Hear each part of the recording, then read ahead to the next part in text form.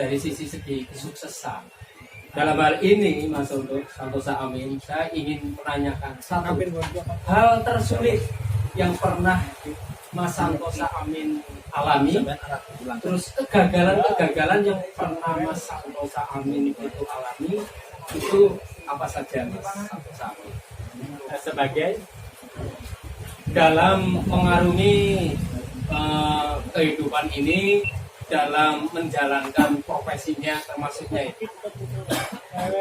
ya hambatan tentu banyak ya dalam sebuah proses, apalagi ketika saya datang ke Jakarta hanya sebagai seorang desa yang mungkin nggak punya skill apa-apa gitu kan, belum punya kepercayaan apa-apa dari para PH, dari orang-orang yang siapa lu gitu, siapa kamu kok berani-beraninya casting dan sebagainya, penolakan casting dan sebagainya itu sudah biasa banget. Tapi ya itulah sebuah perjuangan yang akhirnya saya dengan intensitas, dengan terus percaya diri bahwa saya memang harus bisa hidup dari apa yang saya cintai ini, ya akhirnya sedikit demi sedikit terwujud lah gitu ya. Mulai dari ya sama dubbing pun saya mulai prosesnya dari peran kredit istilahnya ya. Misalnya rame-rame di pasar, ayo seribu mau beli apa silakan ya gitu, suara-suara itu doang yang orang nggak jelas rame-rame gitu ya. Terus kemudian dari peran Bapak A sampai Bapak Z gitu.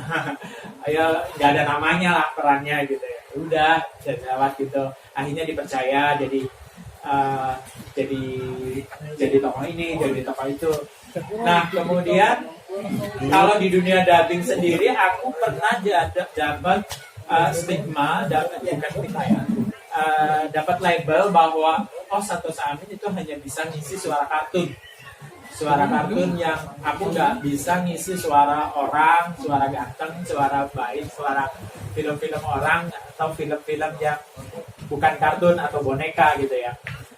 Ya udah, identiknya jadi selalu dapatnya film-film ya anak-anak, film kartun gitu. Padahal aku bisa juga ngisi telenovela, bisa juga ngisi India. Nah itu juga perlu pembuktian kepada director casting. Ya di situ juga aku ada nilai juang lah. Bagaimana saya berjuang menunjukkan bahwa caranya Mas Santosa Amin itu mensikapi dengan adanya kesulitan, kegagalan tersebut.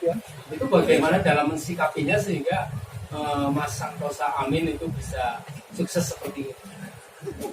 Sebetulnya itu hanya faktor luck, keberuntungan saja ya, beruntung atau tidak beruntung. Yang penting kita kan berbuat. Sebagai seorang YouTuber misalnya, yang penting kan just do it aja, lakukan saja gitu. Masalah akhirnya ada tiba-tiba banyak banget subscribernya, ada satu video yang nge-boom akhirnya mendatangkan subscriber atau viewer yang banyak, ya itu akhirnya mendapatkan bonus dolar dan sebagainya, ya itu sebuah kenikmatan tersendiri ya. Tapi kalau kita melakukannya dengan intens, saya sih melakukannya dengan happy, dengan cinta, kemudian tanpa pretensi yang aneh-aneh, ya sudah. Pokoknya saya melakukan apa yang saya bisa dan saya melakukan yang saya suka gitu. Kemudian masalah ini akan menjadi buah hasil yang menyenangkan atau tidak, saya serahkan kepada publik, saya serahkan pada yang di atas. Dan menurut saya setiap karya itu ada jodohnya. Puisi jodohnya walaupun hanya di tangan pacar misalnya, itu jodoh begitu. Lukisan hanya berjodoh di dinding rumah sendiri, ya memang jodohnya di dinding rumah kita sendiri gitu. Kemudian konten kita akhirnya mendunia, ya itu jodohnya sampai ke dunia. Jadi aku tidak pernah berpikirnya bahwa setiap karya adalah punya jodohnya sendiri.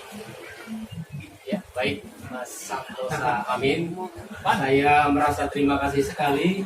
Ini sebuah memberi penyemangat bagi saya Siap. sebagai YouTuber pemula gitu ya. Kita sama-sama Oke. pemula.